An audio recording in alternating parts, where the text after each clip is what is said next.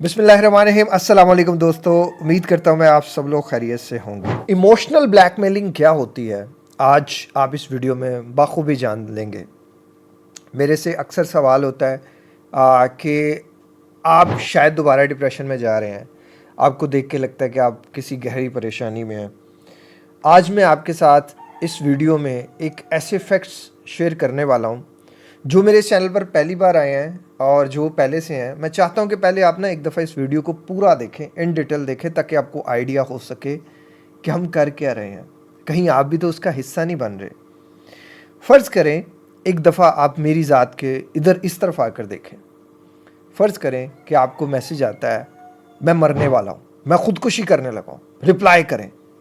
आपकी क्या कैफियत होगी? आप रिप्लाई करते हैं, फिर आपको पता चलता है कि यार ये बात तो इतनी ज़्यादा थी नहीं, लेकिन इस इंसान ने सिर्फ आपको एक इमोशनल ब्लैकमेल किया। वो होता है, फिर 10 मिनट बाद फिर आता है, फिर आधे घंटे बाद आता है, फिर घंटे बाद आता है, फिर जो है वो चलता रहता है सिलसिला। ये 24/7 आपके साथ ये होता है। लोग कहेंगे कि ऐसी सिचुएशन में हम अपना पर्सनल नंबर नहीं देंगे या हम किसी को जो है वो अपनी ताब तक रसाई नहीं देंगे। मैं मानता हूँ, लेकिन बहुत सी चीज़ों में इंसान को ये करना पड़ता है। अब ये पार्ट 1 है, इसको पार्ट 2 के साथ जोड़ने से पहले मैं कुछ फैक्ट्स आपके सामने रखता हूँ। मैं अपने डिप्रेशन को, एंजाइटी को, अपने लाइफ चीज़ों को, सारी चीज़ों को मैनेज करके मैं एक professional life coach, mind trainer, motivational speaker और NLP मास्टर प्रैक्टिशनर बना हूँ। इस सब में मेरा बहुत सा पैसा लगा है, वक्त लगा है, कोई हेल्पिंग हैंड नहीं था, किसी की वीडियोज़ नहीं थी।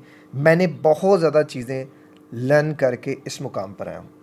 अब मैं चूँकि अपनी प्रोफेशनल सर्विसेज ऑफ़र कर रहा हूँ, आप मेरे से हट के किसी भी प्रोफेशनल कोच की फ़ीस का ज़रा रिसर्च कर लीजिएगा, कितना ये कमाते हैं। मैं आपको इसका आइडिया दे देता हूँ। मेरा एक दोस्त है, वो इंडिया से है। जब हम दोनों NLP ट्रेनिंग लर्न कर रहे थे, सीख रहे थे, तो वो मेरे साथ था। हमारी सर्टिफिकेशन दोनों की एक साथ ही कंप्लीट हुई।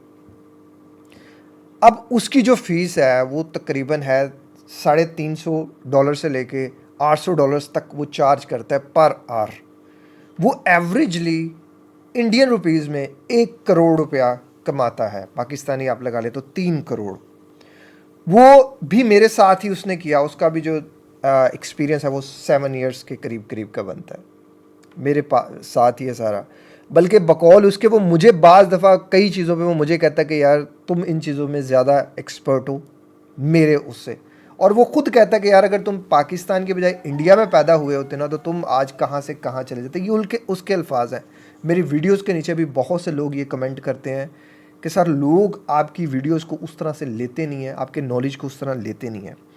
अब क्या होता है कि जब भी आप किसी कोच के पास जाते हैं या ऑनलाइन किसी कोच से कोचिंग लेते हैं, तो कोचिंग के सेशंस होते हैं 30 minute, 40 minute, 1 hour, 2 hours. Corporate के डिफरेंट होते हैं, सारी चीज़ें डिफरेंट होती हैं। तो कॉर्पोरेट के रेट्स, ये सारी चीज़ें, फीसेस वगैरह ये डिफरेंट होती हैं। अब ये जो कोचिंग्स होती हैं ये एक दफ़ा में कुछ भी नहीं करती। आप ना तो कोई दवाई खाते हो एक दफ़ा में तो ठीक हो जाते हो, ना तो कोई ऐसा अमल है जो एक दफ़ा में आप करते हो। ये यूट्यूबर्स ने आपको गुमराह कर दिया है कि एक दफ़ा में ये कर लें, एक दफ़ा में। ये झूठ है, ये बकवास है, ऐसा कुछ नहीं होता। ये लॉन्ग टर्म एक प्रोसेस है। ये वो बंदा कह रहा है जो इन चीज़ों से गुजर कर आया। जिससे गुजरा ही नहीं, जिसने कभी किया ही नहीं, उसको पता ही क्या हो। अब वो मेरा दोस्त है, वो 1 CR कमा रहा है। इसी तरह मेरी एक स्टूडेंट थी, वो साइकोलॉजिस्ट बन रही थी और 5 साल पहले उसकी साइकोलॉजिस्ट की, क्लिनिकल साइकोलॉजिस्ट की डिग्री जो है वो कंप्लीट हो गई। वो यूके चली गई। वो यूके में भी अच्छा खासा पैसा कमा रही है। वहाँ जाके उसने कोई 1-2 छोटी मोटी सर्टिफिकेशंस की और वो वहाँ अच्छा खासा पैसा कमा रही है। अब मैं 7 साल से यूट्यूब पे हूँ। मैं अपनी प्रोफेशनल सर्विसेज ऑफ़र कर रहा हूँ। मैं इसको एज अ पार्ट टाइम कर रहा हूँ। मेरे पास रोज़ाना के सिर्फ 2 से 3 घंटे होते हैं इस काम को देने के लिए। क्यों? क्योंकि मैं इसको फुल टाइम क्यों नहीं कर सकता, वो भी मैं आपको बताता हूँ। इन 2-3 घंटों में, शुरू में मैंने 6-6 घंटे भी दिए हैं। इन 2-3-4 घंटों में मैं इन 7 सालों में इस काबिल नहीं हो सका। मैंने इतने पैसे नहीं इस काम से कमाए कि मैं एक घर बना सकूं। आप ज़रा एक दफ़ा अल्लाह को हाजिर नाजिर जान के कहिएगा कि जो इंसान 12 घंटे रोज़ाना के काम करता है, क्या वो 7 सालों में इस काबिल भी ना हो सके कि वो अपना घर बना सके, तो वो किसके लिए काम कर रहा है। दूसरी चीज़, मैं इस काबिल भी नहीं, कभी मैंने इतनी अर्निंग भी नहीं की कि मैं गाड़ी ले सकूं।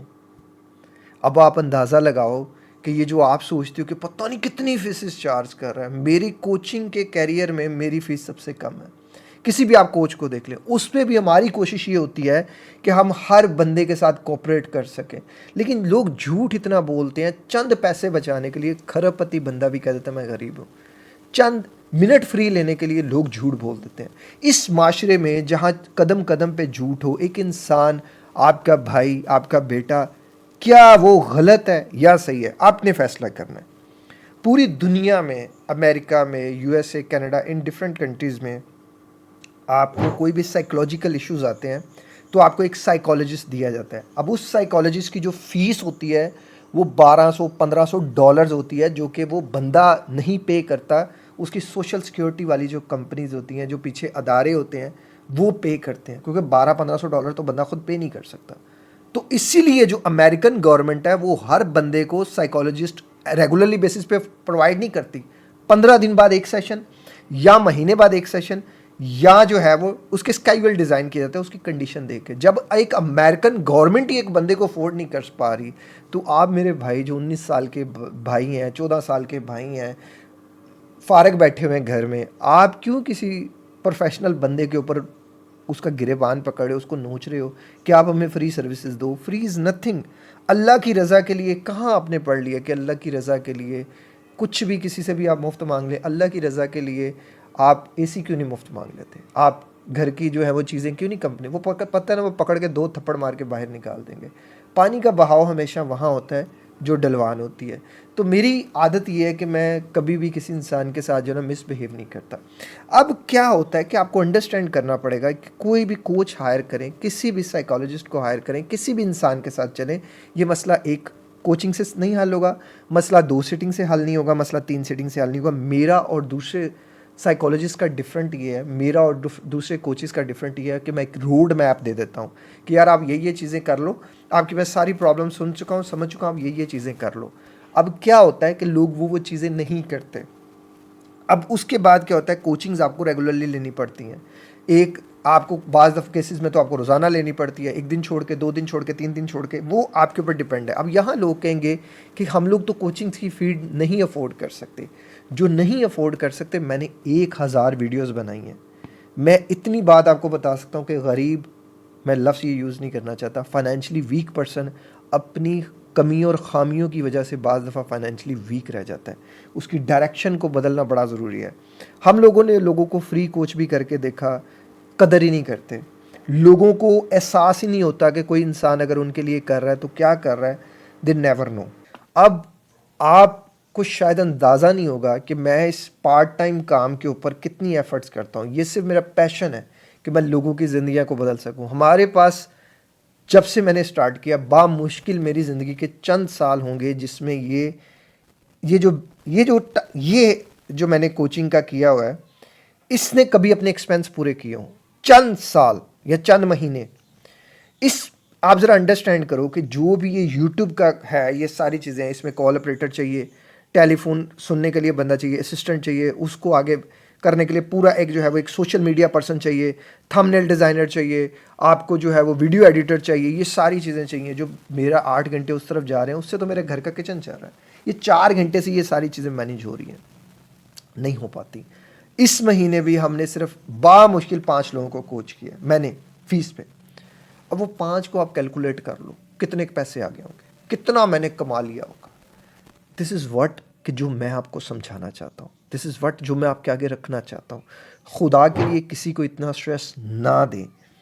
अब वो जो पहली स्टोरी है उसको मैं आपको मिलाता हूँ। लोग क्या होता है, एक कोचिंग ली, नंबर आ गया, बार बार कॉल करना शुरू कर देंगे, सर आपसे 1 साल पहले कोचिंग ली थी, मैं ठीक नहीं हुआ। तो भाई आपने दोबारा कोचिंग्स क्यों नहीं ली?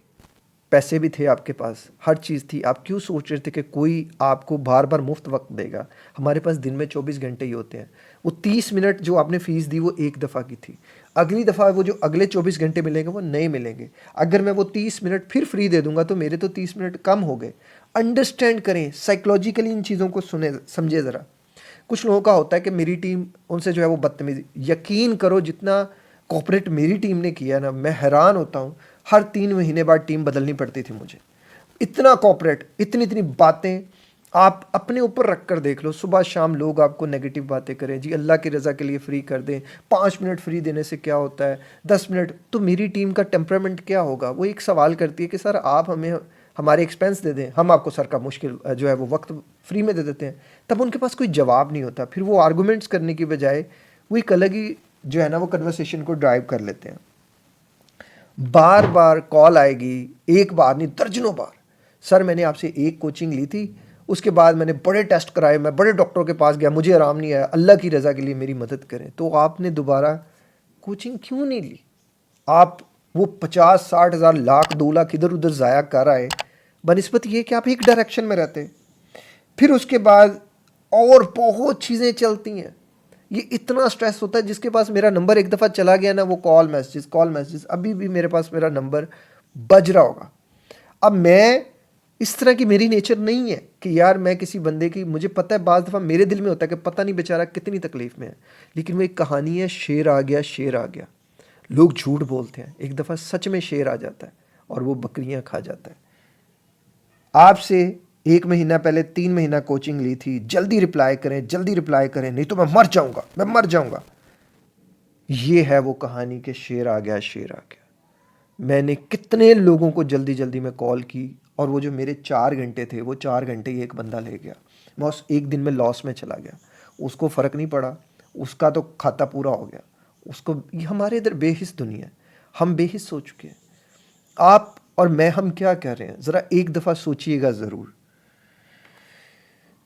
कोई रूटीन्स नहीं है हमारी, कोई डाइट प्लान नहीं है, कोई कुछ नहीं है, कोई किसी की बातों पे अमल नहीं है। आज़ाद खुले सांड की तरह घूम रहे होते हैं, सींग मारते हैं, जब सींग फंस जाते हैं फिर रोना शुरू कर देते हैं। This is not a good thing. मैं आपके सामने पूरी अपनी बात रख चुका, अब मुझे आप कमेंट करके बताइएगा कि क्या मैं कहीं गलत हूँ। अगर मैं कहीं गलत हूँ, एक लॉजिकली आपने उस बात को बताना है और मैं आपको उसका आंसर करूँगा। ये जो स्टूडेंट्स हैं, रो रहे हैं, परेशान हो रहे हैं, आप क्यों कोशिश नहीं करते? लोग, मैं गरीब, गरीब होना जुर्म नहीं है। अपनी गुर्बत को अपनी बेबसी बना लेना और उस गुर्बत की वजह से ये सब करना, ये गलत है। अजी ये नहीं है, वो नहीं है, मैं आपकी फ़ीस नहीं, तो फ़ीस नहीं अफोर्ड कर सकते तो वीडियोस तो फ्री हैं। अब आप समझो मैं आपको फ्री में कर दूं, मैं भी अब फ्री अफोर्ड नहीं कर सकता। मैं भी उस सिनेरियोज़ में हूँ, मैं भी उन हालातों में ज़िंदा हूँ। हम एक दूसरे को समझें, अंडरस्टैंड करें। पता है मेरे पास लाखों की आर्मी है, आप लोग लाखों। अगर आप सब लोग मिलके मेरा साथ देते, जो अफोर्ड कर सकता था वो देता फ़ीस, अफोर्ड की बात ही नहीं है, अगर वो फ़ीस पूरी देता, या मेरे से ही उसे कोचिंग चाहिए थी तो मेरे वक्त की कीमत देता, तो यार एटलीस्ट मैं बहुत से लोगों को फ्री कोच कर सकता। और बहुत से लोग जो झूठ बोल रहे थे कि हमें बड़ी तकलीफ़ है या हम बड़े मजबूर हैं, गरीब हैं, अगर वो झूठ ना बोलते, तो बार बार कोई झूठ बोलेगा तो आपके दिमाग में आएगा ना कि ये बंदा झूठा है। इसी तरह ही पैटर्न्स बनते हैं। कोई एक दफ़ा आपसे झूठ बोलेगा, आप सोचोगे जो अगला बंदा है ये भी झूठा होगा, और अगला बंदा सच में झूठा हो जाए, तीसरे बंदे की आप मदद नहीं करेंगे। हमारे पास 3 हज़ारों लोग हैं जिन्होंने झूठ बोला और बातों से पकड़े गए। फिर अब आप बताएं हम क्या करें? आज फैसला आपने करना है, आज सारी चीज़ें आपके पास हैं। हमने कोशिश ही नहीं की कभी किसी दूसरे को अंडरस्टैंड करने की। पता है मैं किन लोगों के साथ नेकी करने की सोच रहा हूँ? जो अपने आप के साथ नेकी नहीं करना चाहते, जो अपनी ज़िंदगी नहीं बदलना चाहते, मैं उनकी ज़िंदगी बदलना चाह रहा हूँ। जो अपनी ज़िंदगी बदलना चाहेगा वही अपनी ज़िंदगी पा लेगा, बदल लेगा। अल्लाह की कुदरत है, अल्लाह का कानून है। अल्लाह के कानून के ऊपर किसी का चैलेंज नहीं है। वो जो करता है वही करता है, और उसने हर चीज़ की कीमत रखी है। कीमत अदा करोगे तो ज़िंदगी बेहतर होगी। अगर आपके पास कीमत अदा करने के लिए नहीं है तो मत सोचो कि आपकी ज़िंदगी बेहतर होगी, सोचना भी ना। क्योंकि जब आप अपने ऊपर रहम नहीं कर रहे तो कोई आपके ऊपर कैसे रहम करेगा। इसी दुआ के साथ कि अल्लाह ताला हम सब की ज़िंदगियों को आसान करे। हमने तो रहम नहीं करना, बस वही हम पे रहम कर दे और हमें एक सीधा रास्ता दिखाए और हमारी डायरेक्शन को बदल दे। एक और ज़िंदगी के नाम के हॉस्पिटल के लिए दुआ कर दीजिएगा और चैरिटी कर दीजिएगा। अपना ख्याल रखिएगा। अस्सलाम वालेकुम। अल्लाह हाफ़िज़।